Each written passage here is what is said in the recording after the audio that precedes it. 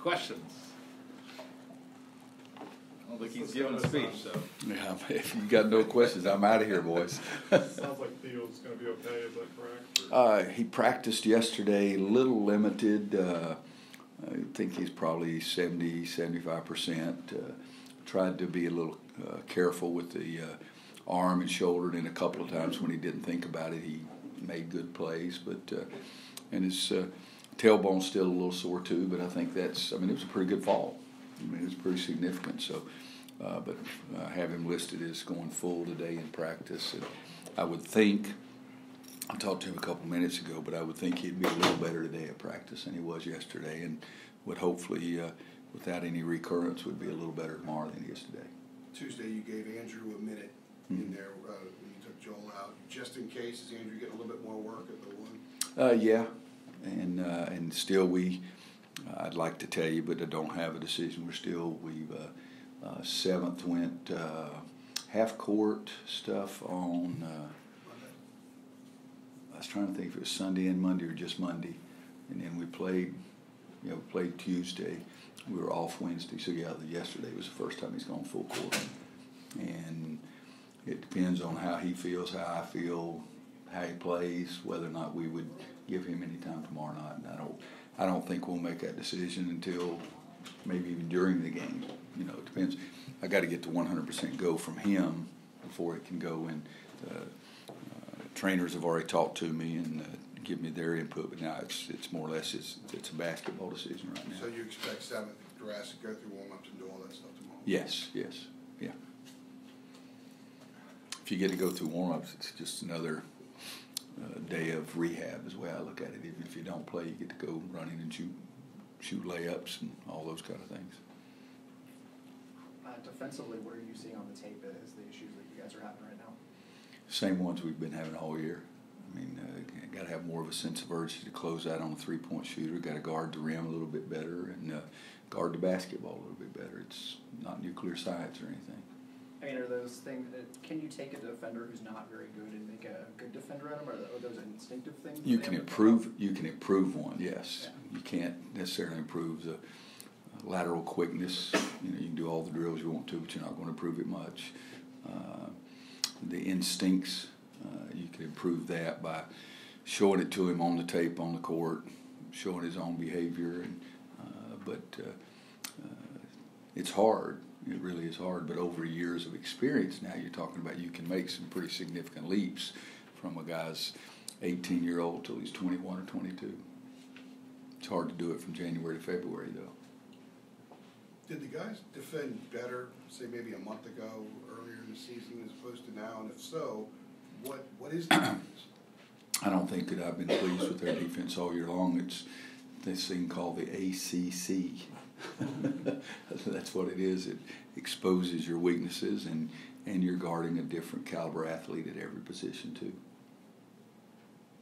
Did things ever get weird with Kevin over Cam? I feel like that might have been blown out of proportion. It was to me. You'd have to ask him also, yeah. But it was to me. We talked one time. I think it was in the spring, because we had just been contacted by them, and we had one conversation, and he told me what he thought the university's stance was going to be. I told him that they contacted us, and Joe, I'm not even sure we ever talked about it again. Mm-hmm. Because it feels like somebody you're friends with, though. Yes. Coach for you. Oh yeah, I trusted my professional life with him and still would. Yeah. Some of the things I do right now I've copied from Kevin Stallings. And I think there's a lot of things that we've been used to around here for 4 or 5 years that have been really not necessarily exactly what happened. But again, it's we spent time together at ACC Media Day. We sat beside each other in the van, talked a great deal. No, he's somebody that has been and always will be extremely important to me. Probably won't happen this week or maybe even during the season, but obviously what he's going through this year, don't know what's happening. Yeah, there's no question. I can't pull any harder than I pulled for him a couple of games ago, just dying with him. Every play at the end of the game. Well, he makes 8 threes in the first half. And, you know, I mean, I was dying, and I would have been dying for him regardless. I know what you're saying there, okay? It did happen to be a couple of games, or maybe the game before we played State. There's no question about that. But I'm truthful with you. But I would have felt the same way, really, because he's making a bunch of shots, and then all of a sudden, you know, they're coming, and they're coming, and they're coming, and you know, his guy's just not getting over the hump. And, I mean, I was almost sick at my stomach at the end of the game. You know, not like he was, because I know how we take it as a head coach, but no, and I've felt like that 3 times this year. I've really been pulling as hard as I can pull for him. Is this a situation with Cam where you might just kind of pull him aside and have a little talk with him because of where his emotions might be tomorrow night, or is he mature enough that you just kind of trust that instinctually, naturally, he's going to be able to handle things just fine? I really haven't said a word to him yet. I walked through the trainer's room right there, and it lasted for 10.2 seconds. I said, just play your game. Walked on past it. And that's, I mean, I think you answered it yourself. I think he's a very mature young man. Human nature, his emotions are going to be a little different than it was for somebody else. But, you know, they got a lot of new guys that he didn't play with. And so I think that's part of it there, too. The season that Kevin's having right now, I guess it's only happened to you guys once in 2010. What is that like for a coach, and what do you hope your team takes from an experience like that? Well, 2010 for us wasn't, you know, 0 for 10 in the league so far, and that happened in when I was at Kansas. We went 0 for January, or 0 for January and February. It was so long. We lost 8 in a row, and that was the worst. And Kevin was with me at that time, and it was a terrible, terrible experience. But people that know basketball know. I mean, you look at his roster. I mean, they got, I think, start 3 freshmen. Luther, a youngster that was the only experience he had coming back from last year that played a lot, got hurt after 7 or 8 games or something like that. So it's hard. I mean, you keep trying to put your finger in this hole and finger in that hole and finger in this hole. But his kids, he's one of the best offensive. And I kid him all the time. I said, I only talk about what you do offensively, but I'm serious. I still do some of the things to this day offensively that I got from Kevin Stallman. So he's going to figure out a way to help them get good shots for the best shooters. And then you have to sit over there, and then they have to perform on game day. And sometimes the other team has a bigger weapon and more bullets. And we did. We lost 8 games in a row. And it's not something that I want to go through again. Jerry Green, one of my other assistants, came in, just walked in my house, opened the door and came in and goes over to the counter and starts taking out all the knives. Wanda said, what are you doing, Jerry? Said, my boy's going to slip his wrist, so I'm getting all the knives out of his house. But, no, that's a tough time, and what Kevin's going through is very difficult. Because you haven't had many transfers, I mean, do you have a sense for at all how Cam may be reacting? No, I was trying to think. I don't think Jared was eligible when we played Cal after he had left.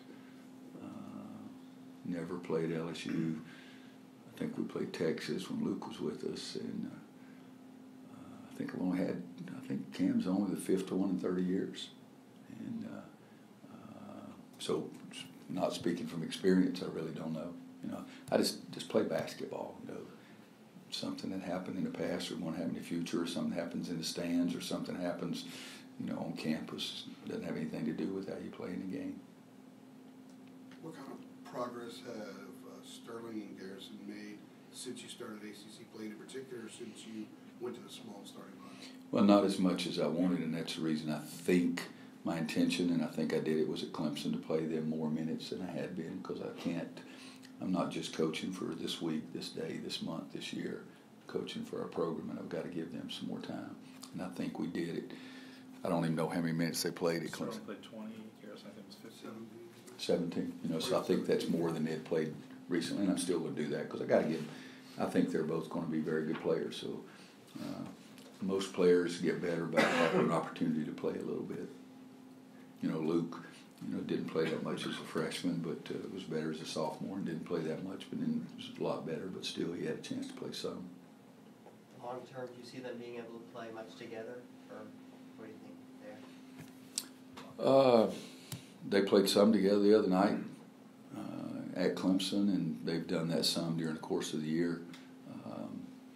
So I would assume they'll be okay with it. But I say on the one hand, I'm coaching for the program, and it really is what I'm doing. But I don't really look at combinations to see what they're going to be. I'm trying to figure out what that referee's going to call the next minute as opposed to thinking that down the line. But they've already done that some, and I think they'll be fine with it. I think we could safely hit the, go ahead. You're right. I want to go into the memory lane section of the press conference. We never go there. You guys have to admit, my press conference must be the worst in the world. They're the best. The NCAA decided this year to kind of change up the selection committee process. I know that NABC recommended the change, going to the quadrant system. Just curious, do you have an opinion on that, and were you in support of that? I got no freaking idea. That was the article I was telling you about today. Is that what you were talking about? Basically, what they're doing is they're putting a greater value on games away from home. They used to do RPI like 1 through 50, 50 through 100, and now you get more credit for going away and winning, and less credit. It's bad this year then. I don't like it. No, I really don't. The only year that I've said even something slight about the selection was the year that our RPI was, now Clint will have to help me, we were 15. And we were an 8 seed or something. That just didn't, and every other 15 seed or 16 or 17, whatever crap it was. I know wherever it was, it should have been equated to a top 4 seed. And every year, for 5 years in a row before that, it had been that range. We were all of a sudden We were 6 seed instead of a 4. And we were matched against Kansas. Yeah, in their backyard kind of thing. That's the only time, because I really don't. You play, it's very knowledgeable basketball people are trying to do a great job, and for the most part, I think they do a great job. And I never get involved in it. I really don't. I never try. I'm telling you, I don't have any idea where any regional is. I have to ask every now and then to remember where the crappy Final Four is. So I really don't get involved in that stuff. So quadrants, I'm thinking you're talking about my handicap or something. It's a crushing admission, Coach, because that means you don't follow me on Twitter. Oh, hey Joe, I don't have Twitter. If you hear that Roy Williams saw something on Twitter, it's because somebody handed me the phone and showed it to me, because I do not do that. Didn't you call it Twitter a couple of years ago? Yeah, the players always go, I said, is it tweet or twit, because I can't ever remember which one it is, but I've never done that. Never have. On to the historic portion. Obviously, the concept of the Carolina family was really important to Coach Smith, and all of his examples are legendary. When you were hired, did you feel like you had to do some work there to repair some of that? I think I did. I tried to do the same thing at Kansas. I mean, my first year there, we had a reunion for everybody. We had a reunion every 5 years. When I came back, I think, and now Steve could probably check, I don't think there had been a reunion here in 15 years that I've been gone. And so we've had a reunion. We had a 100-year celebration. We brought back 57 for their 50th year, 82 for the 25th year. We tried to bring back 93 this year, but all of them not all of them, but 7 or 8 of them are in coaching, so they said they couldn't come to basketball games, so we brought them for a football game. But at Kansas, I tried to really, really get all the former players involved and talk about how important tradition and history and the family was, and brought back Coach Smith to 2 reunions. I sat there and watched a tremendous basketball game at the 100th year reunion, Kansas against Missouri, and asked me a question about a play after the game that I was just dumbfounded that he even noticed, because everybody was always trying to talk to him during the game. So I did that at Kansas, and when I came back here, I felt like I had to win or I'm going to get fired. And then I felt like it was extremely important to get everybody back involved as much as I possibly could. And we've tried really hard. I'm sure that we haven't succeeded in every area, but I've always thought that's really extremely important, yeah. It's a real thing, the Carolina thing. I think it is. I really do. It's unique because all the guys in the NBA tell me, all the NBA guys, talk about it and everything, and every guy said they're just jealous, and I love those kind of things too. But and it's the kind of thing that I think with my relationship with players, I mean, I'm at home last weekend and I get a phone call from Kirk Heinrich, and that was 15 years ago. And I'm not real good. But I haven't sent out all my Christmas cards yet. I have not. Yeah, I've sent out half of them. But the reason I do it is because if I send out a Christmas card at Christmas time, you don't remember mine. If you wait a month or so, then they remember yours, yeah. So I've gotten all the North Carolina players who've gotten their Christmas cards that ever played for me, and I'm doing the Kansas guys right now. And so it's something that I enjoy doing. Are you remiss, speaking of Twitter, that you haven't turned the Carolina family into a hashtag for your recruiting advantage? So this is like that question on the stupid recruiting exam. If you don't know what the hell it means in the question, how can you give them the right answer? Flash drive. What was it? Flash drive. Yeah, I got no You know idea. what a hashtag is? Is that the one that looks like a number? Number sign. Yeah, I've never used that in my life. Is that the one you put on the phone to get a Yeah, number? you might need to put it Yeah. down on the phone. Yeah, I do that one. Pound, yeah. Isn't the pound the So same you- as hashtag? So maybe you are remiss that you haven't created. Yeah, I this probably have. Anybody have a question about that? hashtag. It is about your team. Roy, looking at your big men now, if you add them together, do you have a player? We're getting closer. We're getting closer. Even this last week, I think Sterling has tried to amp up his intensity level. But you can't do that if you've never done it. It takes a while to develop that. I mean, Michael Jordan sat there and said, I worked as hard as everybody else. I said, oh, I thought you were going to be special. You know, and then during his 3 years here, nobody worked hard. But he didn't do that in high school.